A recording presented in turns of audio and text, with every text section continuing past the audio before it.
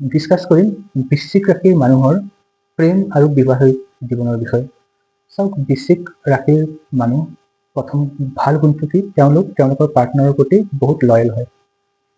এবাৰ যাক নিজৰ পাৰ্টনাৰ বুলি ভাবি লৈছে, তেওঁৰ লগত নিজে কেতিয়াও কোনো ধৰণৰ ধোকাবাজি নকৰে। গতিকে যোনটো লয়েলটি থাকে, আপোনাৰ যদি পাৰ্টনাৰ বৃশ্চিক ৰাশি যদি হয়, আপুনি আস্থা ৰাখিব পাৰে তেওঁৰ ওপৰত।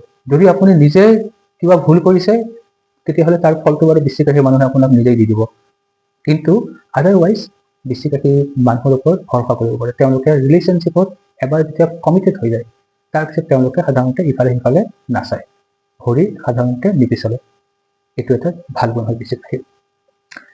বৃশ্চিক ৰাশিৰ লগত যিকেইটা ৰাশিৰ ভাল ৰাশিযোৰা আহে, সেইকেইটা ৰাশি হ'ল, চবতকৈ ভাল হ'ল আপোনাৰ কৰ্কট ৰাশি, মীন ৰাশি, বৃশ্চিকৰ লগত বৃশ্চিক নিজে, আৰু কিছু পৰিমাণে বৃষ ৰাশি। এইকেইটাৰ লগত ভাল ৰাশিযোৰা আহে। এভাৰেজ ৰাশিযোৰা মানে তোমাৰ এভাৰেজ টাইপৰ এটা ৰিলেশ্যনশ্বিপ কন্যা ৰাশিৰ লগতো হ'ব পাৰে। কিন্তু একেবাৰে বেয়া ৰাশিযোৰা যাৰ লগত নিমিলেই, সেইটো হ'ল মিথুন আৰু ধনু।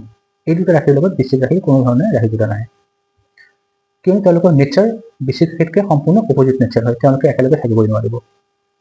এতিয়া বৃশ্চিক ৰাশিৰ যদি আপোনালোকে যদি তেওঁলোকৰ বিবাহিত জীৱনৰ বা ৰিলেশ্যনশ্বিপৰ বিষয়ে জানিব বিচাৰে, তেওঁলোকৰ সাধাৰণতে বিবাহিত জীৱনত খুব এটা স্মুথনেছ নাথাকে। তাত আপছ এণ্ড ডাউনছ কিবা নহয় কিবা এটা ইছ্যু থাকিবই। এইটো এইকাৰণে হয় যে বৃশ্চিক ৰাশিৰ মানুহ সাধাৰণতে বহুত এটা কি বুলি ক'ম, মানে তেওঁলোকে যোনটো এবাৰ ভাবি লয়, সেইটো লাগিলে যেনেকুৱাই নহওক তেওঁলোকে সেইটো কৰিহে এৰিব।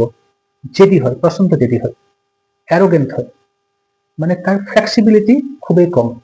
আৰু বিবাহত যিহেতু অকণমান এৰা ধৰাৰ দৰকাৰ হয়, গতিকে বিভিন্ন ক্ষেত্ৰত বৃশ্চিক ৰাশিৰ লগত এডজাষ্ট কৰাটো বহুত প্ৰব্লেম হয়।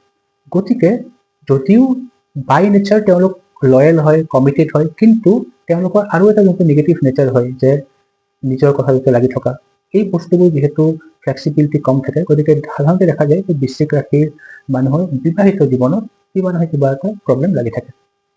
যদি আপোনালোকৰ লগত মিলিছে জনাব।